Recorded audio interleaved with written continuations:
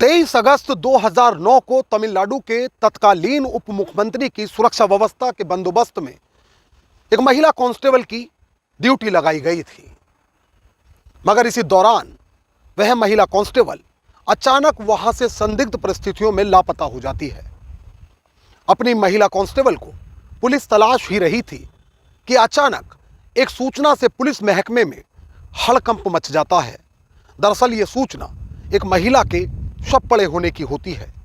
Police जब मौके पर पहुंचती है तो पांव तले जमीन खिसक जाती है, चूंकि वो शव किसी और का नहीं बल्कि उनकी महिला कांस्टेबल का था। जबकि नग्न अवस्था में मिले शव को देखने के बाद पुलिस पहली नजर में यह तो समझ चुकी थी कि इस महिला कांस्टेबल को रेप करके इसकी हत्या की गई है, मगर हत्यारा कौन है यह समझना भी पुलिस के लिए बाकी है।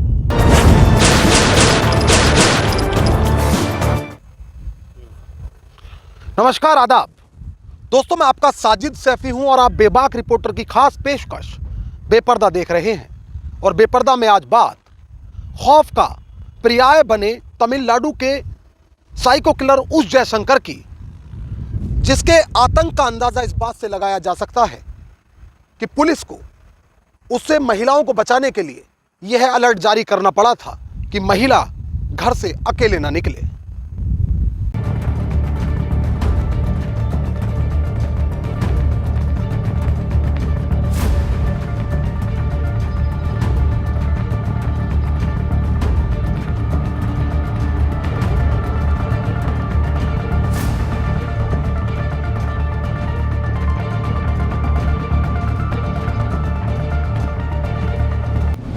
तारीख 19 सितंबर 2009, वक्त सुबह के करीब 7 बजे। स्थान तमिलनाडु के सेलम जिले का शंकारी इलाका।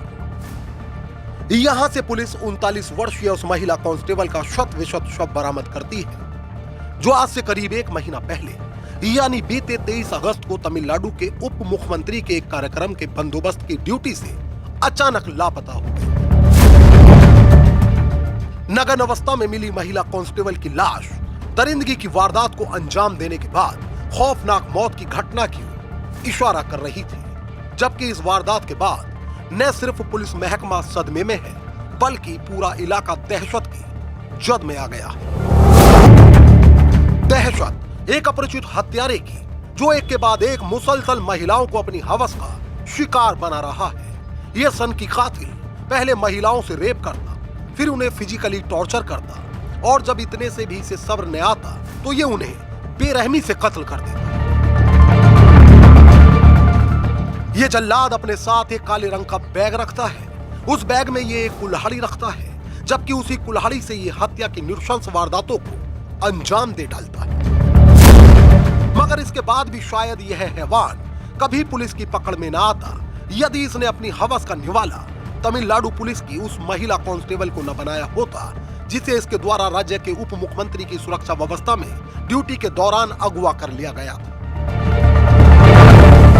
क्योंकि अब राज्य की पुलिस इसके पीछे लग गई है, मगर फिर भी महिला कांस्टेबल को अपना शिकार बनाकर पुलिस से सीधे जंग छेड़ देने वाला यह साइको किलर पूरी तरह बेफिक्र है और ये अब भी वैसे ही ताबड़तोड़ वारदातों को अंजाम दे रहा है जैसे यह इस घटना से करीब 1 साल पहले से रेप और कत्ल की वारदातों को अंजाम देता रहा है।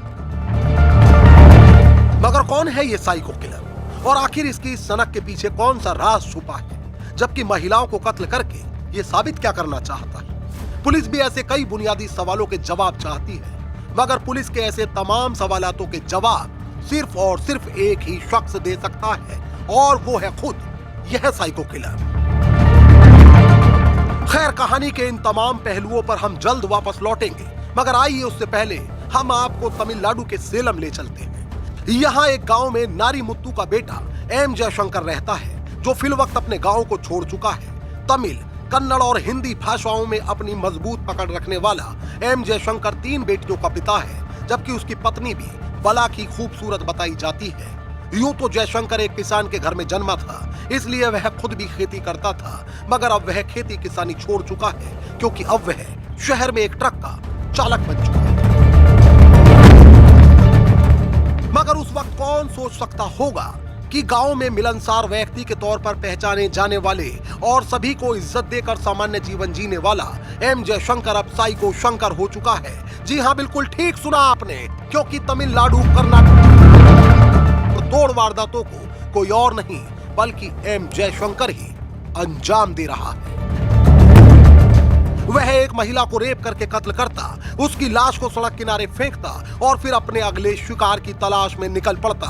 उसके निशाने पर अमूमन सेक्स वर्कर्स रहती हैं। वह उन्हें हाईवे के किनारे बने ढाबों से अगवा कर लिया करता, फिर उनको फिजिकली टॉर्चर किया करता और जब इतनी यातनाएं देकर भी उसका मन नहीं भरता तो कुख्यात अपने बैग से कुल्हाड़ी निकालकर उन्हें निर्ममता पूर्वक कत्ल कर देता।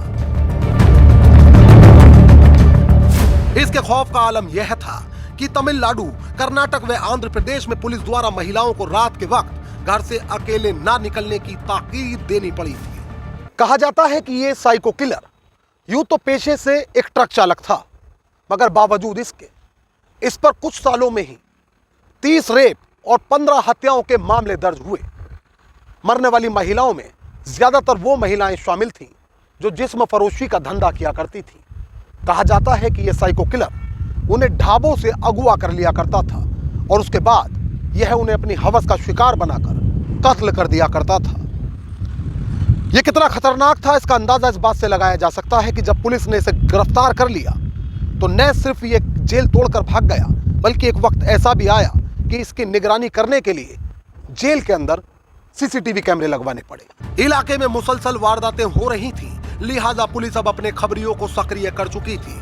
कई स्पेशल टीमों को एम जयशंकर के पीछे लगाया जा चुका था और कानून के साथ आंख मिचौली खेलकर लगातार आपराधिक वारदातों को अंजाम देने वाला एम शंकर यह भी नहीं जानता होगा कि जल्द वह अब पुलिस के जाल में फंसने जा रहा है। और आखिरकार मामूल के मुताबिक 19 अक्टूबर 2009 को एम जयशंकर को गिरफ्तार कर लिया गया।